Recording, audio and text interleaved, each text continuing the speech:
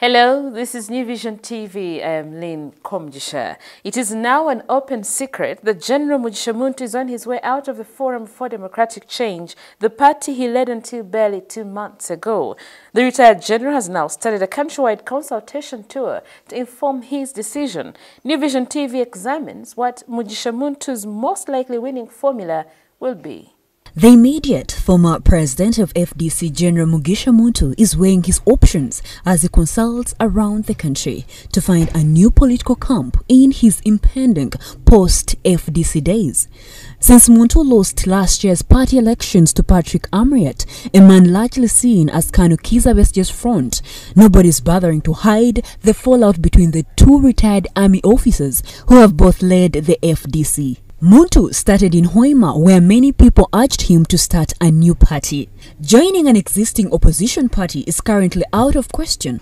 Having headed the biggest opposition party, Muntu is not likely to go to a smaller party where he would serve under chairpersons like Mao of DP, Akena of UPC, or Jemas Asman Basalira. The only bigger party would be the ruling NRM, but Muntu is even not likely to join NRM.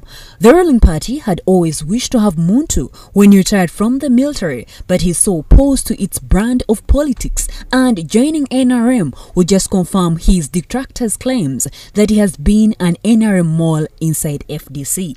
Muntu could also become an independent and aim at the presidency in 2021, but nobody seems able to mount an effective campaign as an independent without a party vehicle in Uganda. However, Muntu seems to be in similar situation to that of Kyadondo East new MP Robert Kyagulanyi, also known as Bobi Wine. The two men are vehemently opposed to the NRM, and yet the existing opposition parties are not willing to have them as they would outshine their top leaders. Although Bobi Wine was a very close supporter of Dr. Kizza Besigye, for whom he even composed a specific song he took out Tumblr after the 2016 election loss, he recently told the press that while he respects and loves Besigye, it is time to hold his own views and take his separate decisions. A Bobi Wine-Mugisha Muntu alliance would be a new third force that many who are dissatisfied with both NRM and the opposition would embrace.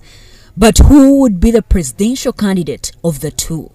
Would Bobi Wine's supporters accept their man who they think represents a new beginning, accept to have him as number 2 to an older man from the NRM Bush era? Let's wait and watch the space.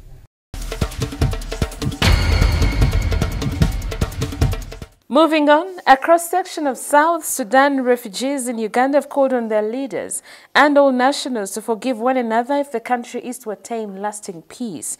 They noted that the country can never attain peace through violence and hatred like it is today. John Okech, a former MP from South Sudan, said the issue of South Sudan is not about the people but leadership. Okech was speaking during the launch of the International Pardon Foundation at Hotel Equatorio in Kampala. The organization was created under the theme, "Join us as we actively persuade South Sudanese and parties to forgive one another, unite and bring peace to end the suffering amongst themselves."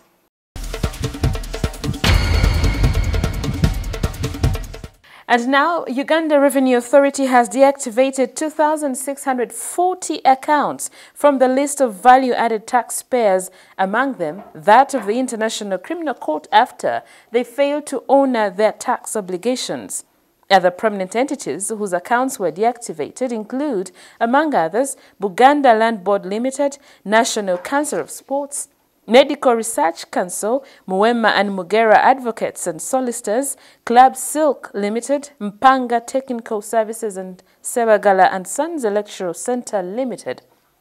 Paradiso Beach Limited, Chigezi Highland Tea Limited, Egypt Uganda Food Security Company Limited, Sports TV Uganda Limited, Turmoil East Africa Limited, among others. China Railway, Wuju Group Corporation Uganda Limited, SNV Netherlands Development Organization, China Petroleum Engineering and Construction Corporation Uganda Limited are also on the list.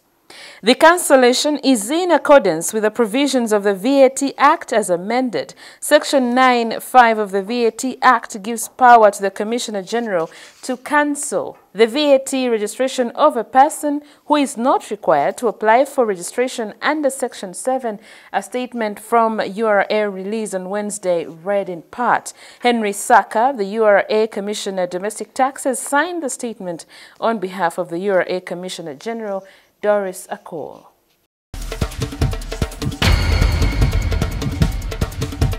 And in sports news, KCCA has lined up 4 high-profile build-up matches with Kenya sides ahead of their upcoming engagements. For starters, KCCA is preparing for the second round of the Azam Uganda Premier League and the Uganda Cup, which commence next month. Then they will also be competing in the CAF Champions League. KCCA, who travel to Kenya on Friday, will play their first friendly the next day against league champions Gor Mahia, and 2 days later they face Tusker. They will take on AFC Leopards in their third game on January 24th before completing the tour with a friendly against Sofapaka.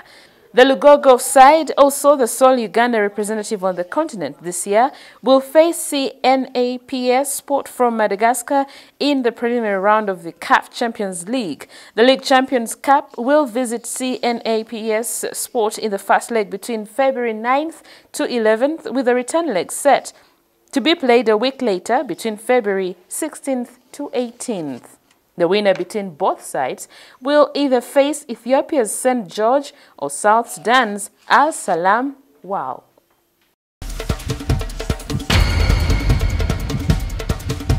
You're still watching New Vision TV, and now for Pearl of Africa series, we look at the Kabaka's Lake. It is the largest man-made lake in Uganda, formed on the orders of King Mwanga II from 1885 to 1888. Kabaka's Lake is situated in Indeba, Rubaga, Kampala district. The lake is surrounded by scenic beauty with 2 islands in the middle. Different species of birds, rare aquatic animals, and plants also grace this royal lake. Let's take a look. Kabaka's Lake is situated in Kampala, the capital city of Uganda, but a few kilometers from the city center. It is also a few meters drive from Bulange and Mengo. It is the largest man-made lake in Uganda, surrounded by scenic beauty with 2 islands in the middle of it.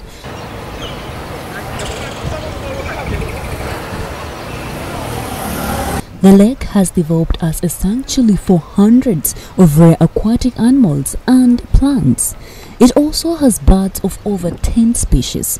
It attracts hundreds of tourists from outside countries and even those from within the country.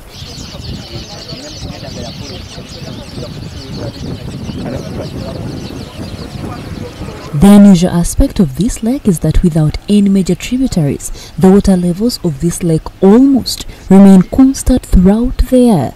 This place attracts lots of tourists who frequent this place to have a glimpse of the scenic beauty around the lake. The birds are also something you have to look at when you are at Kabaka's Lake.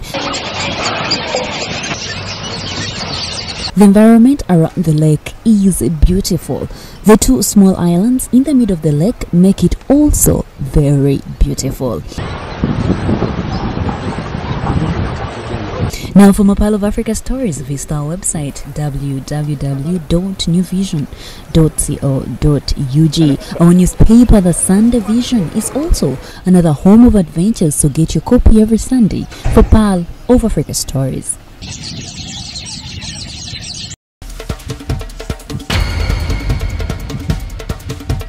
And that's all we had for you. Thank you for watching. Be sure to catch more of your updates on your mobile, on your desktop, on your tablet, anywhere on the go by visiting www.newvision.co.ug.